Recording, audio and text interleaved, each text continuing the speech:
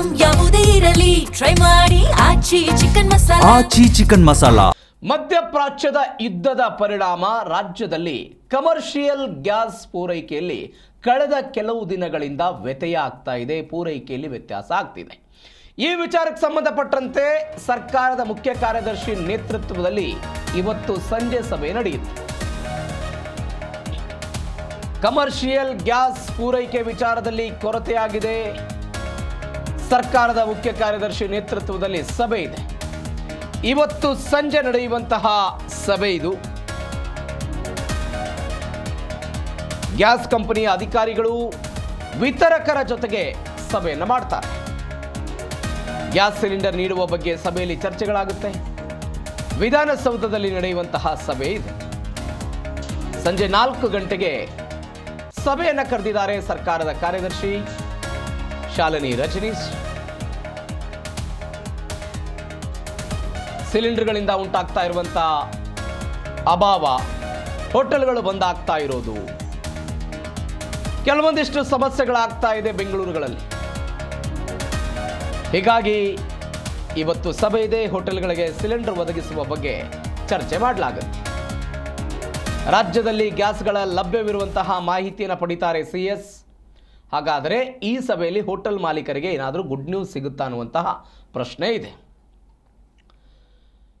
ಆಹಾರ ಮತ್ತು ನಾಗರಿಕ ಸರಬರಾಜು ಇಲಾಖೆ ಸಚಿವರಾದಂತಹ ಮುನಿಯಪ್ಪನವರು ಮೊನ್ನೆ ರಾಜ್ಯದಲ್ಲಿ ಈ ಯುದ್ಧದ ಪರಿಣಾಮದಿಂದ ಮುಂದಿನ 7 ರಿಂದ 10 ದಿನಗಳ ಕಾಲ ಇಂಥದ್ದೊಂದು ಸಮಸ್ಯೆ ಇರುತ್ತೆ, ಅದಾದ ನಂತರ ನಾವು ಬಗೆಹರಿಸ್ತೀವಿ ಎನ್ನುವಂಥ ಮಾತುಗಳನ್ನು ಮಾತನಾಡಿದರು. ಕೆಲವೊಂದಿಷ್ಟು ಕಾಳಸಂತೆಗಳಲ್ಲಿ ಅತಿ ಹೆಚ್ಚು ದರಕ್ಕೆ ಸಿಲಿಂಡರ್ಗಳ ಮಾರಾಟ ಆಗ್ತಾ ಇತ್ತು. ಅಕ್ರಮವಾಗಿ ಸಿಲಿಂಡರ್ಗಳನ್ನು ಸಂಗ್ರಹಿಸಿಡುವಂತಹ ಪ್ರಯತ್ನಗಳಾಗ್ತಾ ಇತ್ತು. ಇವುಗಳ ವಿರುದ್ಧ ನಾವು ಕ್ರಮ ಕೈಗೊಳ್ಳುತ್ತೀವಿ ಅಂತ ಸರ್ಕಾರವು ಕೂಡ ಕಟ್ಟುನಿಟ್ಟಿನ ಎಚ್ಚರಿಕೆಯನ್ನು ಕೊಟ್ಟಿತ್ತು. ಈ ಎಚ್ಚರಿಕೆಯ ಹೊರತಾಗಿಯೂ ಕೂಡ ಬೇಡಿಕೆ ಜಾಸ್ತಿ ಇದೆ, ಸಪ್ಲೈ ಕಡಿಮೆ ಇದೆ. ಡಿಮ್ಯಾಂಡ್ ಜಾಸ್ತಿ ಇದೆ ಮತ್ತು ಸಪ್ಲೈ ಕಡಿಮೆ ಇದೆ. ಈ ಡಿಮ್ಯಾಂಡ್ ಮತ್ತು ಸಪ್ಲೈ ಕಳೆದ ಒಂದು ವಾರದ ಹಿಂದೆ ಸರಿಯಾಗೇ ಇತ್ತು. ಆದರೆ ಯಾವಾಗ ಸಿಲಿಂಡರ್ಗಳಲ್ಲಿ ವ್ಯತ್ಯಯ ಆಗೋಕ್ಕೆ ಶುರುವಾಯಿತು, ಈಗ ಒಂದು ಹೋಟೆಲ್ಗಳಿಗೆ 5-6 ಸಿಲಿಂಡರ್ಗಳ ಅಗತ್ಯತೆ ಇದ್ದರೆ ಆ 5-6 ಸಿಲಿಂಡರ್ಗಳ ಅಗತ್ಯತೆ ಹೋಟೆಲ್ಗಳಿಗೆ ಸಮರ್ಪಕವಾಗಿ ಪೂರೈಕೆ ಆಗಲಿಲ್ಲ. ಈಗ ಉದಾಹರಣೆಗೆ ಕಳೆದ ವಾರ 22,000 ಸಿಲಿಂಡರ್ಗಳ ಅವಶ್ಯಕತೆ ಇದ್ದರೆ 11,000 ಮಾತ್ರ ಪೂರೈಕೆ ಆಗ್ತಾ ಇತ್ತು. ರಾಜ್ಯದಲ್ಲಿ ಕಮರ್ಷಿಯಲ್ ಗ್ಯಾಸ್ ಪೂರೈಕೆ ವ್ಯತ್ಯಯ. ಸಚಿವ KH ಮುನಿಯಪ್ಪನವರ ನೇತೃತ್ವದಲ್ಲಿ ಮಹತ್ವದ ಸಭೆ ಇದೆ.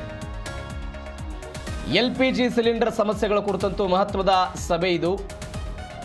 Indian oil corporation, HPC, BPC, GAIL ಎಲ್ಲ ಅಧಿಕಾರಿಗಳ ಜೊತೆಗೆ 3ನೇ ಸಭೆ ಇದು. ಕರ್ನಾಟಕ ಆಹಾರ ನಿಗಮದ ಕಚೇರಿಯಲ್ಲಿ ಈ ಸಭೆ ಇದೆ. ಬೇಡಿಕೆ ಮತ್ತು ಪೂರೈಕೆ ವ್ಯತ್ಯಾಸ, ಲಭ್ಯತೆ, ಅದಾದ ನಂತರ ಅಧಿಕ ಹಣವನ್ನು ವಸೂಲಿ ಮಾಡಲಾಗ್ತಾ ಇದೆ ಎನ್ನುವಂಥ ಆರೋಪ ಕೂಡ ಇದೆ.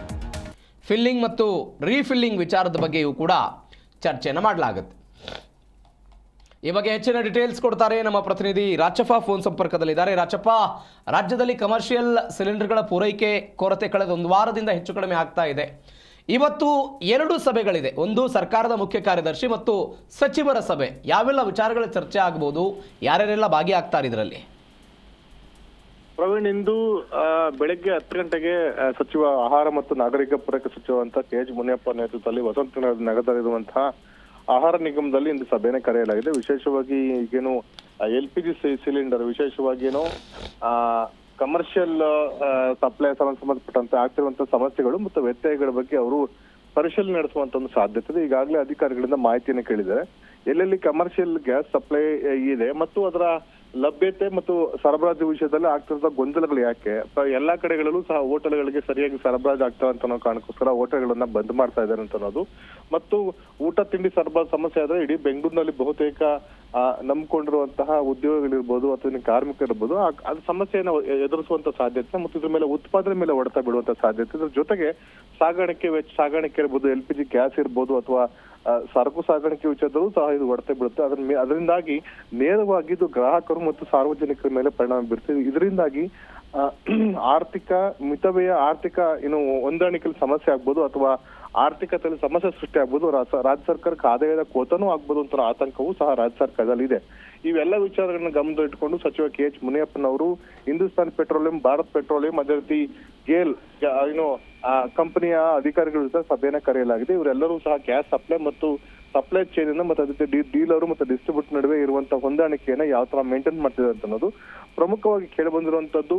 ಅಗತ್ಯಕ್ಕಿಂತ ಹೆಚ್ಚಿನ ಒಂದು ವೇಳೆ ಡಿಮ್ಯಾಂಡ್ ಅನ್ನ ಸೃಷ್ಟಿ ಮಾಡಲಾಗ್ತಾ ಇದೆಯಾ ಅಂತ ಅನ್ನೋದು ಒಂದು ಆತಂಕ. ಎರಡನೇದಾಗಿ ಈಗ ಲಭ್ಯ ಮಾಹಿತಿ ಪ್ರಕಾರ ಸುಮಾರು 80 ರಿಂದ 90 ಲಕ್ಷ ಡಿಮ್ಯಾಂಡ್ ಗಳನ್ನ ಪೂರೈಕೆ ಮಾಡಿದ್ದಾರೆ ಅಂತ ಒಂದು ಮಾಹಿತಿ ಇದೆ. ಹಾಗಾಗಿ ಬುಕ್ಕಿಂಗು ಸಹ ಕಡಿಮೆ ಆಗಿದೆ ಅಂತ ಇನ್ನೊಂದು ಮಾಹಿತಿ ಲಭ್ಯವಾಗ್ತದೆ. ಅಂದ್ರೆ ಡೊಮೆಸ್ಟಿಕ್ ಅಲ್ಲಿ ನಮ್ಮ ಗೃಹ ಬಳಕೆಯ LPG ಸಿಲಿಂಡರ್ಗಳ ಸಮಸ್ಯೆಯನ್ನು ಕೊರತೆ ಆಗ್ತಾ ಇಲ್ಲ, ಆದ್ರೆ ಸಪ್ಲೈನ ಡಿಲೇ ಮಾಡಲಾಗ್ತಿದೆ ಅಂತ ಅನ್ನೋದು ಆತಂಕ ಇದೆ. ಯಾಕಂದ್ರೆ ಒಂದು ಡಿಲೇ ಮಾಡಿದ್ದೆ ಅದಲ್ಲಿ ಎಷ್ಟಾದ್ರೂ ಅಮೌಂಟ್ ಅನ್ನ ಕೊಟ್ಟು ಖರೀದಿ ಮಾಡ್ತಾರೆ ಗ್ರಾಹಕರು ಅಂತ ನಾವು ಉದ್ದೇಶದಿಂದ ಈ ರೀತಿ ಒಂದು ಮಾಡಲಾಗ್ತಿದೆ ಅಂತ ಅನ್ನೋದು ಆತಂಕ ಇದೆ. ಯಾಕಂದ್ರೆ ಸಪ್ಲೈನಲ್ಲಿ ಯಾವುದೇ ಸಮಸ್ಯೆ ಇಲ್ಲ, ಗ್ಯಾಸ್ ಪೂರೈಕೆನಲ್ಲಿ ವ್ಯತ್ಯಾಸ ಆಗ್ತಾ ಇಲ್ಲ, ಆದ್ರೆ ಅದನ್ನ ಗ್ಯಾಸ್ ಅನ್ನ ಫಿಲ್ಲಿಂಗು ಮತ್ತೆ ರೀಫಿಲ್ಲಿಂಗ್ ಮಾಡಿಕೊಂಡು ಮನೆಗಳಿಗೆ ಸರಬರಾಜು ಮಾಡುವಂತದ್ದು ಮತ್ತು ಅಕ್ರಮವಾಗಿ ಮಾರಾಟ ಮಾಡುವಂತ ಪ್ರಕ್ರಿಯೆಗಳು ಹೆಚ್ಚಾಗ್ತಿದೆ. ಹೀಗಾಗಿ CBI-ನವರು ಸಹ ಕೇಂದ್ರದ ತನಿಖಾ ದಳರು ಸಹ ಈಗಾಗಲೇ 2-3 ಕಡೆಯಲ್ಲಿ ರೇಡ್ ಅನ್ನ ಮಾಡಿ ಅಥವಾ 2-3 ಕಡೆ ತನಿಖೆಯನ್ನು ಮಾಡಿ ಸಹ ಪ್ರಕರಣ ದಾಖಲಿಸಿ ಅವರು ಇನ್ನಷ್ಟು ತನಿಖೆಯನ್ನ ಮುಂದುವರಿಸಿದ್ದಾರೆ.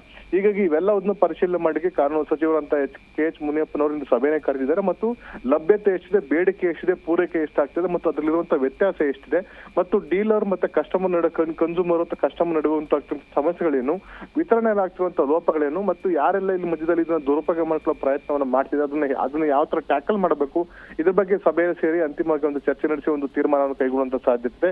ಈಗ ಲಭ್ಯ ಮಾಹಿತಿ ಪ್ರಕಾರ ರಾಜ್ಯದ ಹಂತದಲ್ಲಿ ಈ ಡೊಮೆಸ್ಟಿಕ್ ಅಲ್ಲಿ ಸ್ವಲ್ಪ ಸಮಸ್ಯೆ ಎದುರಾಗಿದೆ, ಅದೇ ಕಮರ್ಷಿಯಲ್ ಸ್ವಲ್ಪ ಸಮಸ್ಯೆ ಎದುರಾಗಿದೆ, ಡೊಮೆಸ್ಟಿಕ್ ಸಮಸ್ಯೆ ಎದುರಾಗಿಲ್ಲ. ಮೊದಲು 1 ವಾರ ಅಥವಾ 15 ದಿನಗಳವರೆಗೆ ಬುಕಿಂಗ್ ಇಮಿಡಿಯೇಟ್ ಆಗಿ ಸಪ್ಲೈ ಮಾಡಲಾಗ್ತಾ ಇತ್ತು. ಈಗ ಅದನ್ನ 25 ದಿನಗಳು ತೆಗೆದುಕೊಳ್ಳಲಾಗ್ತಾ ಇದೆ.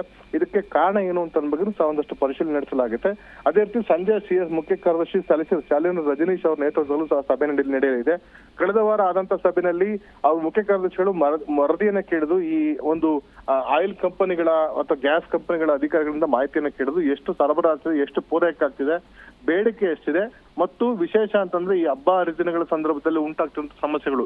ಅದ್ರ ಜೊತೆಗೆ ಇದಕ್ಕಿಂತ ದೊಡ್ಡ ಸಮಸ್ಯೆ ಅಂತಂದ್ರೆ ಈ ದೇವಸ್ಥಾನಗಳು, ಗುರುಕುಲಗಳು, PGಗಳು, ಈ ಆಸ್ಪತ್ರೆಗಳು ಮತ್ತೆ ಇಂಡಸ್ಟ್ರಿಗಳು, ತುಂಬಾ ಗ್ಯಾಸ್ ಬೇಸ್ಡ್ ಇಂಡಸ್ಟ್ರಿಗಳು ಕರ್ನಾಟಕ ರಾಜ್ಯದಲ್ಲಿವೆ. ಈಗ ವೆಲ್ಡಿಂಗ್ ಇರ್ಬೋದು, ಪ್ರತಿಯೊಂದು ಕೆಲವು ಕಾರ್ಖಾನೆಗಳಿರ್ಬೋದು, ಬೇರೆ ಇವು ಸಹ ಈ ಗ್ಯಾಸ್ ಬೇಸ್ಡ್ ಇಂಡಸ್ಟ್ರಿ, ಅದರಿಂದಾಗಿ ಪ್ರೊಡಕ್ಷನ್ ಉತ್ಪಾದನೆ ಆಗೋ ಸಮಸ್ಯೆ ಆಗ್ಬೋದು ಮತ್ತು ಅದೇ ರೀತಿ ಕಾರ್ಮಿಕರಿಗೆ ಸಮಸ್ಯೆ ಎದುರಾಗಬಹುದು. ಅದರಿಂದಾಗಿ ಉತ್ಪಾದನೆ ಮೇಲೆ ಹೊಡೆತ ಬೀಳುವಂತ ಆತಂಕವಿದೆ ಮತ್ತು ಒಂದ್ ವೇಳೆ ಈ ವೆಲ್ಡಿಂಗ್ ಗಳಿರ್ಬೋದು ಅಥವಾ ಕಟಿಂಗ್ ಶಾಪ್ಗಳು ಇರ್ಬೋದು ಅಥವಾ ಇವನ್ ಪ್ರತಿಯೊಂದು ವಿಷಯಗಳಲ್ಲೂ ಸಹ ಈ ಒಂದು ಆಟೋಗಳಿರ್ಬೋದು, ಇವೆಲ್ಲದೂ ಸಹ LPG ಮೇಲೆ ಡಿಪೆಂಡ್ ಆಗಿವೆ.